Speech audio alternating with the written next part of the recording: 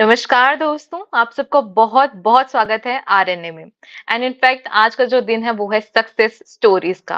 RNA की हमेशा कोशिश रही है कि कहीं ना कहीं आपके बीच कुछ इस तरह की कहानियां लाएं जो कि ना ही सिर्फ आपको मोटिवेट करे बल्कि जिंदगी में जो उद्देश्य है उसको पाने के लिए भी सहायता करे। तो दोस्तों, आज की जो कहानी जो मैं आपके बीच लेकर आई हूँ, एक इस तरह के व्यक्ति को आपके बीच लेकर आई हूँ जिनकी स्टोरी ना ही सिर्फ इंस्पायरिंग है बल्कि जो हमारा यूथ है जो उस फील्ड में बहुत ज्यादा इंटरेस्टेड है उनके लिए ये बहुत ही हेल्पफुल होने वाली है। तो दोस्तों, आज हम मिलने वाले हैं कैप्टन अनिल अग्रवाल जी से, जिनकी जो स्टोरी है वो उतनी ही विशाल है, उतनी ही साहसिक है जितने महासागर इन्होंने पार किए हैं। एक वेस्टर्न यूपी के छोटे से गांव से इन्होंने अपनी स्टडी स्टार्ट की थी एंड कहा आज वो दुबई से लाइव हमारे साथ जुड़ने जा रहे हैं। मैं स्क्रीन पे स्वागत करना चाहूंगी मिस्टर अनिल कुमार अग्रवाल जी का, जो कि सीईओ है sea speed marine management shipping company from Dubai. नमस्कार सर, आपका आरएनए में बहुत बहुत स्वागत है।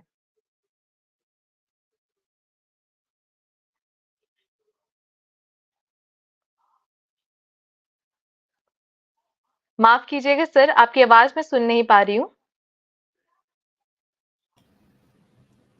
Namaskar, Rashmi ji. I thank you so very much for giving me this opportunity to have a live chat with you and connect with you or with your audience directly. Thank you so very much.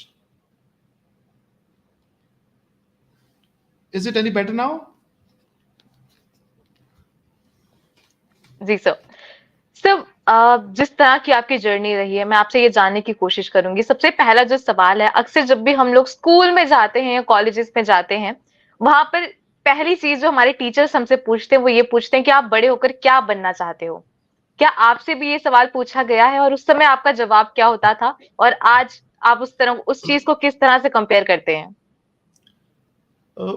रश्मि जी, ये जो सवाल है, ये जो question है, ये हमारी जो ग्रामीण परिवेश है, जो कस्बे की लाइफ है, उसका एक बहुत ही इम्पोर्टेंट क्वेश्चन है, specially for the children who are growing up. They themselves बिल्कुल। have this quest that this is what I want to become in life. Whether we are able to achieve it or not, that's a different story. And life will throw so many things on us, and we aim to go to some directions to reach a particular destination, but we end up somewhere else itself. Same was the case with me also. Since I come from a small town, we had the aspirations of young boys of small towns only. So we didn't really have those big dreams, which any audience would like to fancy about. So my dream was to just become a normal engineer after clearing my 12th.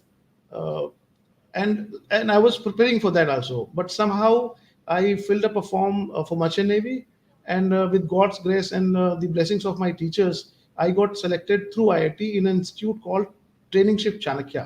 That institute is based in Mumbai. It is one of the premier institute of India for the Merchant Navy training. So I got selected for that, and that's how this journey in Merchant Navy started. जी sir. Sir, बिल्कुल आपकी बात को मैं बिल्कुल छोटे से शब्दों में कहना चाहूंगी। A small town boy with big dreams, I can say. Sir, आपने मर्चेंट नेवी का जिस तरह से जिक्र किया, मर्चेंट नेवी में 10 साल का एक्सपीरियंस आपको है। कहीं ना कहीं देखा जाए जो हमारा यूथ है, ये इस तरह की फील्ड है जो आजकल बहुत ट्रेंडिंग है। तो आखिर जो आपका 10 साल का एक्सपीरियंस है, जो हमारे अपकमिंग यूथ है जो यहाँ पर आगे जाके वर्क करना चाहता है, तो उनको आप क्या बताना चाहेंगे कि आखिर किस तरह का वर्क यहाँ पर रहता है, किस तरह के चैलेंजेस होते हैं, क्या सजेशन आप उनको देना चाहेंगे?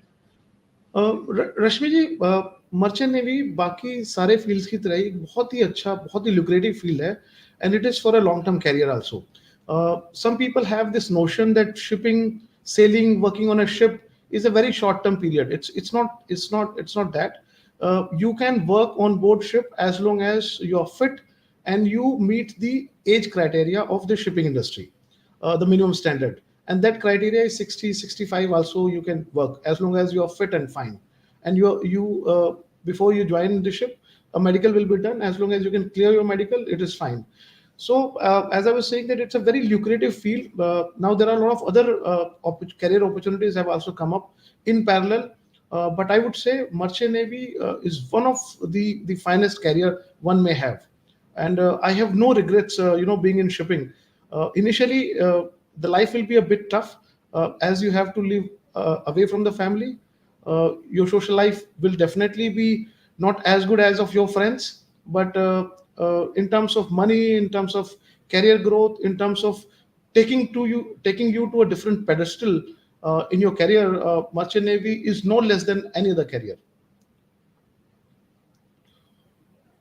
Ji sir. So you did your MBA also. So how it contribute to your career in the marine industry?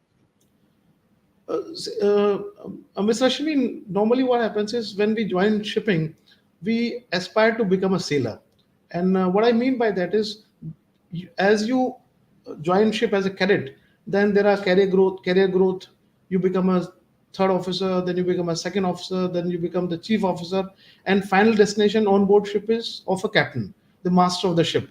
So once you reach that ceiling, there is no further growth in sea career. I mean to say sailing on the ships. So everybody aspire to grow in career, and normally if a chap is hardworking and he is diligent and he pursues shipping diligently, then he will reach the rank of a captain by 30, 32 maximum, I would say. I mean, there are some companies who are a bit slow in giving the promotion, but in a normal career growth, the person will reach the ceiling of the career by 30, 32, and this is no age to quit or remain stuck in one rank. So people then aspire to come ashore, work in a shipping company. Earlier they were operating ships, now they are managing ships. So and definitely when you jump into a new role, when you come ashore and you start managing ships, there are a lot more new skills which are required. And I feel that for a shipping professional who is coming straight away from the ship to the shore, an MBA would be of great value, great asset. Basically, you learn about finances, you learn how to manage teams, and you learn how to manage cash flow, and so many things are there as a part of the MBA. Because when you're working on board ship, you are mostly handling the operation of the ship, basically a technical job. But when you come ashore and you have to manage X, Y, Z number of ships, then your real skill will be required. Your managerial, you have to wear the cap of a manager, ship manager. So that's why the MBA will help, and that's what I also thought, and it has really helped me. It has really helped me. जी sir. तो यानी जो हमारा youth है तो ये कहीं न कहीं उसके लिए एडवाइजेबल है कि वो एमबीए करें।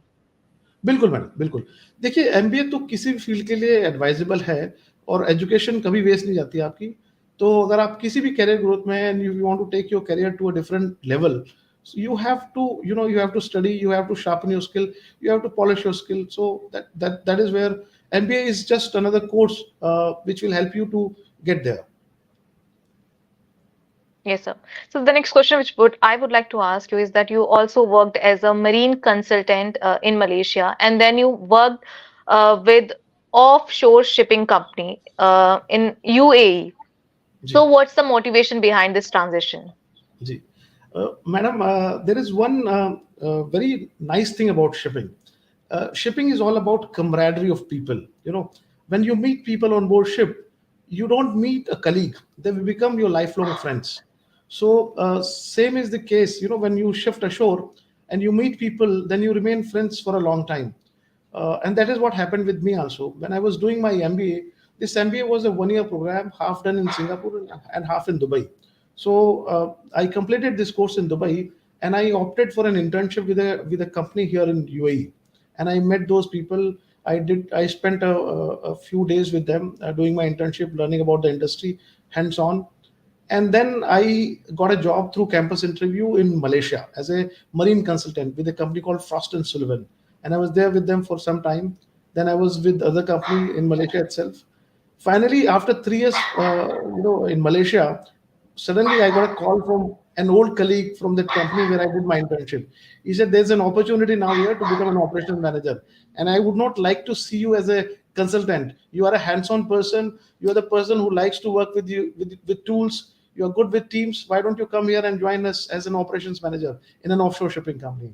So that's how the role of an operations manager in an offshore shipping company was offered to me, and I thought there couldn't be a better opportunity for me, to really, because I was also feeling that uh, I'm a man who would like to tackle problems, who would like to work with the ship staff, who would like to be on toes, because shipping operations are 24/7, 365 days. So I was also feeling a bit suffocating. It's my personal. I'm not saying that marine consultancy is not a good role. It's a fantastic role. It's a fantastic opportunity for anyone to grab. But I am more of an operations person.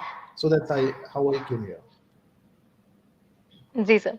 Sir अगर मैं आपसे जानना चाहूँगी CEO की position तक पहुँचना, जी आखिर वो सफ़र कैसा था? किस तरह के जो प्रॉब्लम्स थे वो आपने फेस किए और अभी जिस जगह पर आप हैं, यहाँ से आप आगे की जर्नी किस तरह से देखते हैं? जी because I think you are unstoppable. uh, uh, Madam, what I feel, and this is what I really think about the profession also, that in any role, until unless you take the ownership for the responsibility for the job profile, you will not grow. We are not here to kill time or just pass 8 hours in the office and then go home and do get on with whatever we want to do. Uh, I have been I would say that I'm lucky that God has been kind to me and He has given me this attitude to take the ownership of whatever I do. So when I was there in the operation in the offshore shipping company as an operations manager, I always had a dream of starting something of my own, and why not in shipping, about which I'm so passionate about. So that's how I got into this shoes of getting in partnership for a new company, and slowly I have grown to the role of CEO with the help of the other partner, and God has been very kind, I must say. जी sir. And sir challenges क्या-क्या रहे? देखिए challenges तो ये है, when you are an employee you have the comfort of a secure and fixed salary at the end of every month, and you can plan your expenses, and you have if the salary is good, you have the world at your feet. But when you become the CEO of a company, every move of yours, especially the move which will impact the finances of the company, will have to be taken with the consideration that the company does not go bankrupt, or company does not have a cash crunch at any given point of time. So the first and the foremost challenge which I was literally worried about was managing the cash flow. And cash flow is the bloodline of any company, not only shipping, any company. So that is one thing. Finally, slowly we got into the groove. We got a few contracts. We managed those contracts well, and then we had repeat business from other clients also. We managed the money part. The later part, which the second challenge which I always faced, was how to retain the talent, because until unless you give them the opportunity to grow, you give them the freedom to work, and you create a workplace where everybody has the freedom to use their own creativity. Of course, you have to motivate the team also. You have to keep the team together. So retaining the talent was also one of the challenge, because being a startup, being a small company, there is always somebody else there in the market who is offering a few thousand dirhams more than what you are paying. So that becomes a big challenge. And the other challenge is that complying with the local regulatory environment. UAE is a fantastic country, and they make sure that everybody stays within the premise of the regulations here in UAE. So that is also another challenge. Not a challenge, I would say. Basically, you have to operate ethically, and you have to comply with the local requirements also. So that is a challenge to have competent people who can manage the show. And of course, the competition is very stiff for smaller companies. But I must say again that God has been very kind, and we have been there.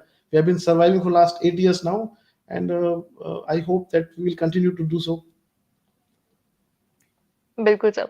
So what are the leadership qualities do you believe are crucial in managing such a successful maritime company? Madam, leadership qualities, though, I'm sure it's a very rhetorical question, and I'm sure everybody knows about the leadership qualities.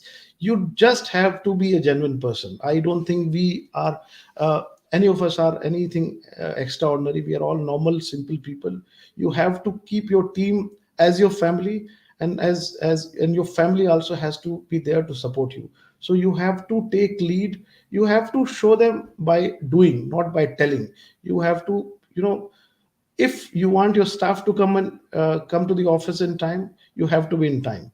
If you want your staff to work hard, you have to show them by your own example that you're working hard and you are worried about the company, and you have to be genuinely concerned for your team. And of course, when it comes to your client, first of all, your clients are your internal team. Your first clients are those. You take care of them, and then they'll take care of your clients also.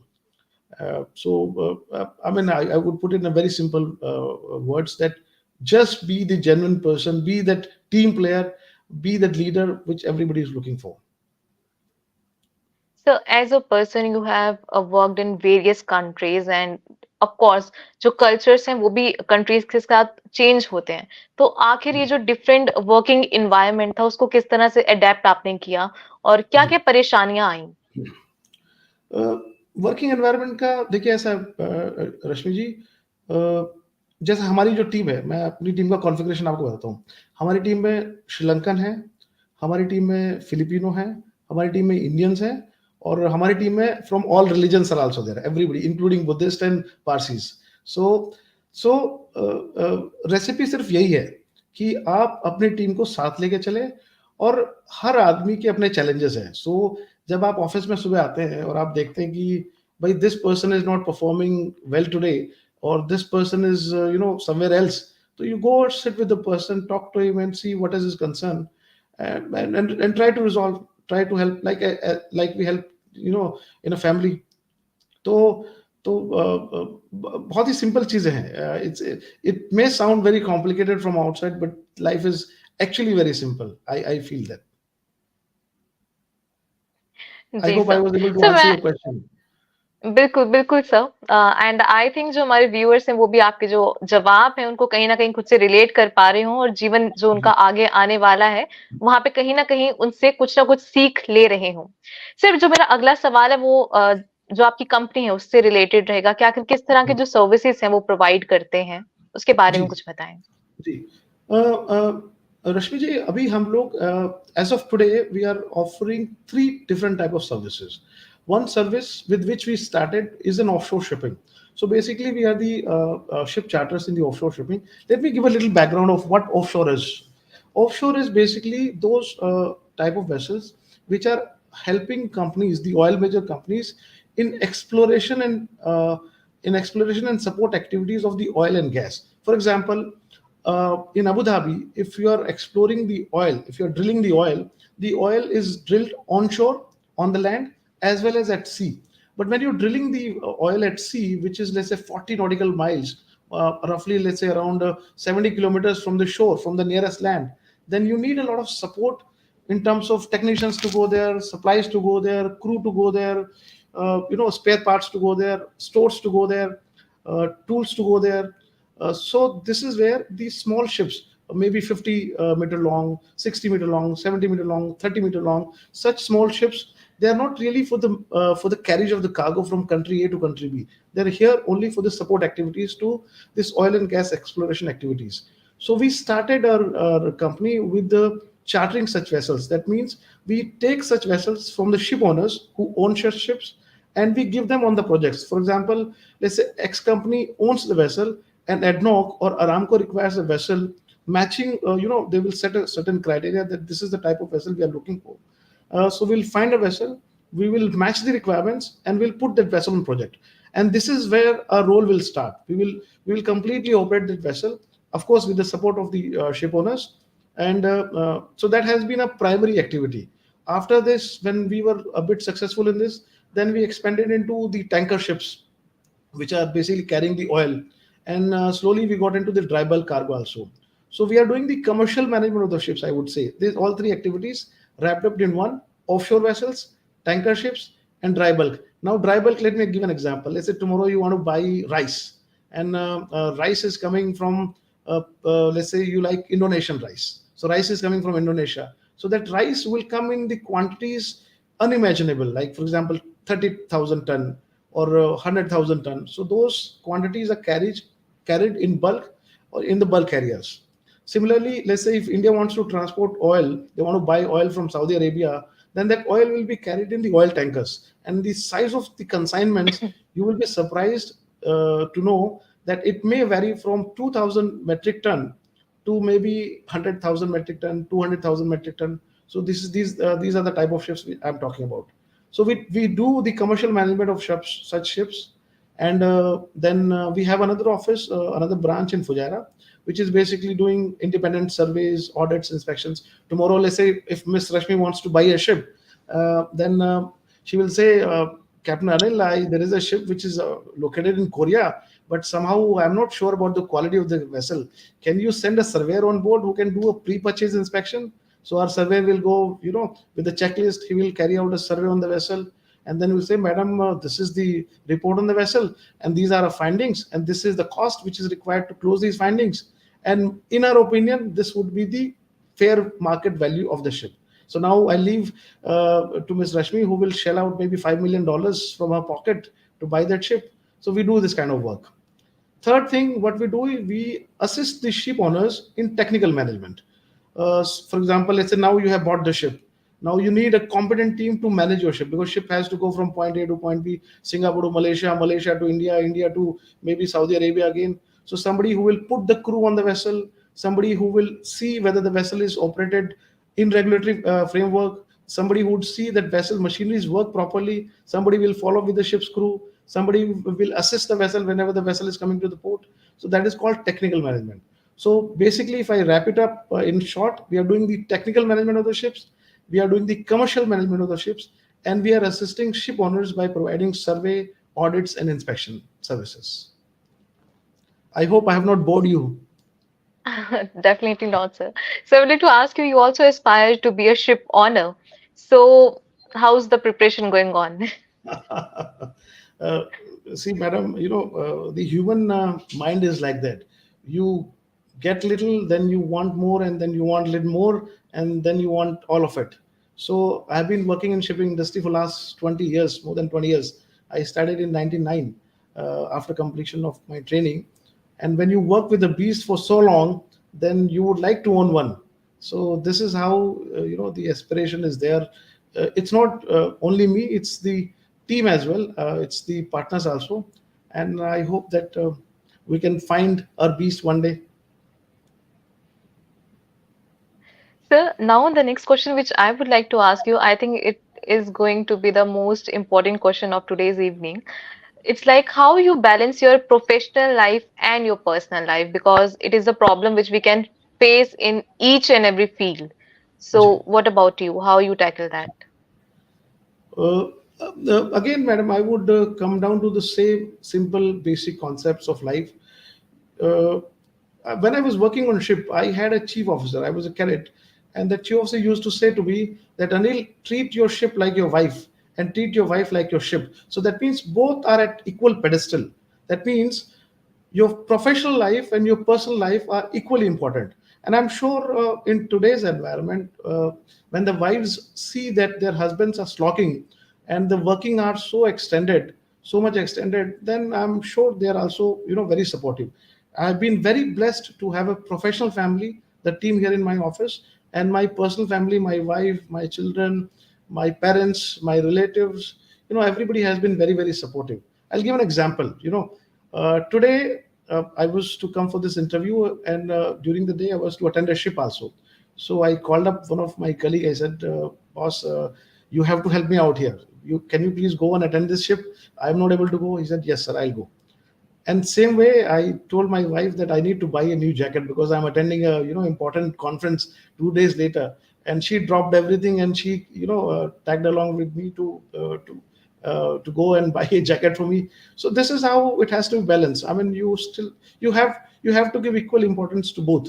We cannot survive without the money, so the company has to run well, and we cannot run the on company alone. So your family also has to be there, and of course respect, the mutual respect for each other, for all the team members, for your family members, is it goes a long way. Being humble, being polite, being tolerant of to others fault, and of course we are not without faults also. So that balance will be created. Again, I will say it's not a rocket science. As long as you stay grounded, as long as you stay polite, humble, things will fall, things will fall in place. Mm. Yes, absolutely. Ji sir. Sir मैं आगे जानना चाहूंगी कि अक्सर जब merchant navy की बात होती है तो कई सारे मिथ उससे जुड़े होते हैं, बहुत सारी बातें जी हमें सुनने को मिलती हैं। तो जी जी आज मैं आपसे वही क्लियर करना चाहूंगी, बिकॉज बहुत कम मौका मिलता है किसी से इंटरेक्ट करने का इस तरह से। सर, अक्सर कहा जाता है कि जो भी मर्चेंट नेवी में होते हैं, अक्सर वो मैक्सिमम टाइम शिप पर होते हैं और बहुत कम टाइम होता है कि वो लैंड पर होते हैं। तो आखिर वो जो शिप का एक्सपीरियंस रहता है, जो एक फैमिली वहां पे एक अलग सी क्रिएट हो जाती है, उसके बारे में बताएं। और वहां पे कोई ऐसा स्पेसिफिक या पर्टिकुलर एक्सपीरियंस रहा हो जो आपका लाइफ लॉन्ग आपके साथ रहे, उसके बारे में कुछ बताएं। जी। देखिए, शिप की जो एक लाइफ है रश्मि जी, ये काफी डिफरेंट है नॉर्मल लाइफ से। कैसे डिफरेंट है, मैं एक एग्जांपल देके आपको बताता हूँ।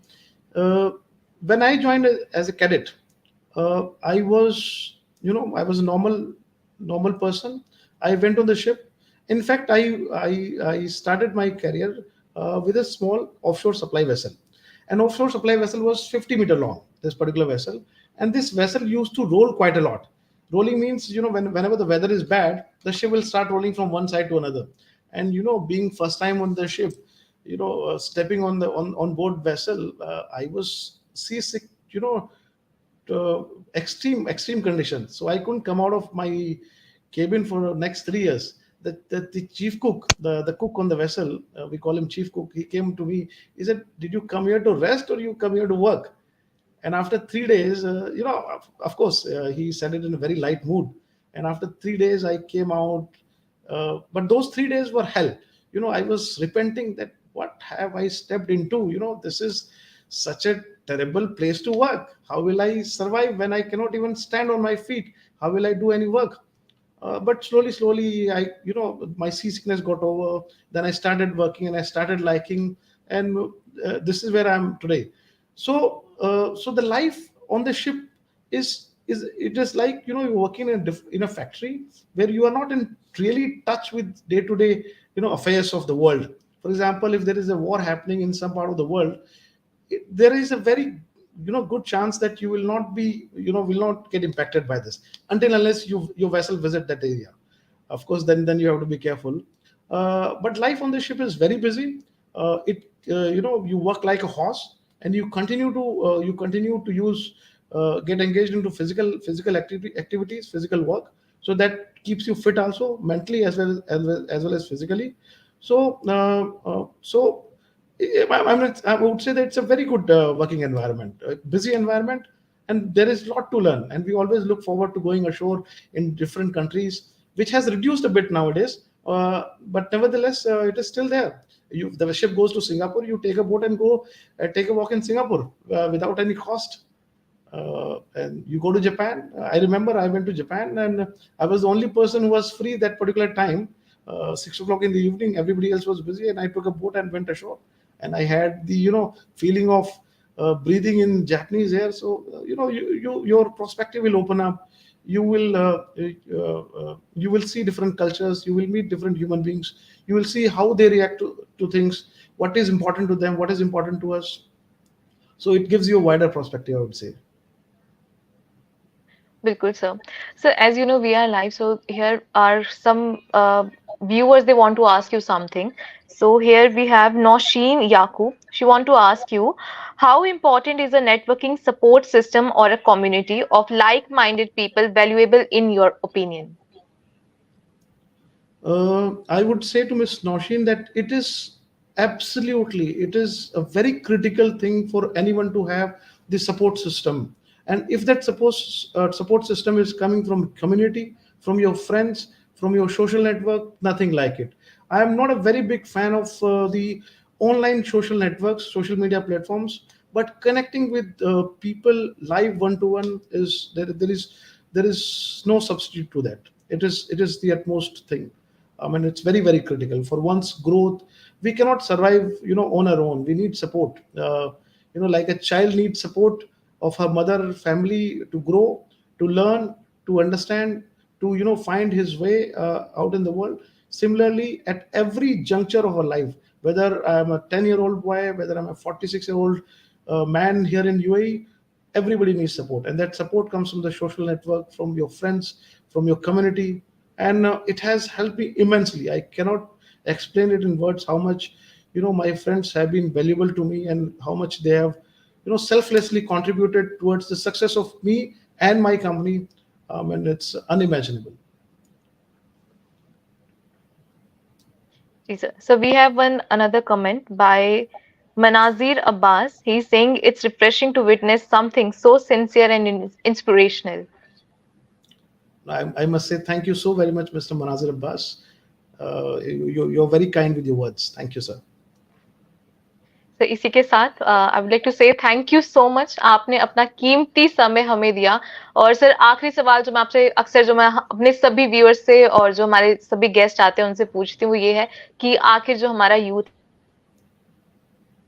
मैसेज जो देना चाहेंगे इस प्लेटफॉर्म के थ्रू वो क्या हो? Rashmi ji, uh, first of all, I don't believe in lecturing anybody. I don't think there is any message which I can give it to people. I mean, people are smart, people are sincere. Uh, but one thing which I would like to say is that anything worth achieving is never easy, and anything worth doing is worth doing well. So whatever you aim, whatever you decide in life, put your heart, soul, sweat, everything into it. Put everything on stake and go for it. you know uh, Once I've read somewhere that which the author was very outspoken, and author has said that this particular line I would like to tattoo on my arm, and the line goes something like this: that we are the people we have been waiting for. There will not be any Messiah coming to rescue us. We don't need any guru, really, I'm saying. The guru will appear when the student is ready. It's an old saying. But I'm sure if people put their heart, soul, the paths will open, and things will work for them. So work hard. There is no substitute, there is no shortcut. There are only long and longer cuts. So don't shy away from working hard. Aim, decide that this is what I want to do, this is what I want to achieve, and I'm sure with your sweat, with your blood, with you going all out for it, you will achieve it. इसी के साथ thank you so much sir, आप RNA के साथ जुड़े और अपना कीमती समय हमें दिया। Thank you so very much, Rashmi ji, once again for having me here and giving me this opportunity to connect with you and with RNA team. Thank you so very much. तो दोस्तों आज आपने सुना captain Anil Kumar Agarwal जी को, जो कि हमारे साथ जुड़े। और बिल्कुल नो डाउट मैं कहना चाहूंगी a small town boy with a big dreams, कहीं ना कहीं उन्होंने वो अपने ड्रीम्स अचीव किए और अभी भी वो अनस्टॉपेबल हैं, आगे काम किए जा रहे हैं। एंड आई होप वो आगे और भी अच्छा करें अपनी जिंदगी में। हमारे जो व्यूअर्स थे जो आज हमारे साथ जुड़े, जिन्होंने ये स्टोरी सुनी, ये लाइफ जर्नी सुनी, आई होप ये आपके लिए भी इंस्पिरेशनल रही होगी। उसके बारे में जिस तरह से हमने जाना, चाहे वो मर्चेंट नेवी की बात हो, मर्चेंट नेवी से एक सीईओ बनने का जो सफर था उसके बारे में हमने जाना। तो आगे भी हम इसी तरह की बहुत सारी इंस्पिरेशनल स्टोरीज हमारे बीच लाते रहेंगे। आप देखते रहें आरएनए। Good night.